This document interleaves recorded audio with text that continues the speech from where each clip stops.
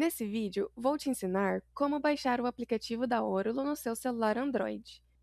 O primeiro passo é abrir a Play Store no seu celular. Depois, na barra de pesquisa, digite Órulo. O aplicativo da Órulo vai aparecer na tela junto com a opção de instalar.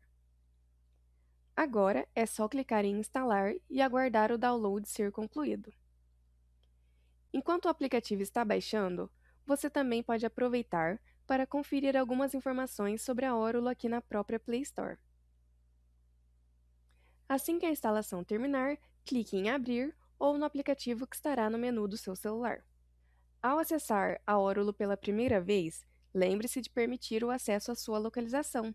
Isso ajuda a plataforma a mostrar os lançamentos disponíveis na sua região com mais precisão. Agora você já pode usar a Órulo diretamente pelo seu celular e consultar os lançamentos da onde estiver.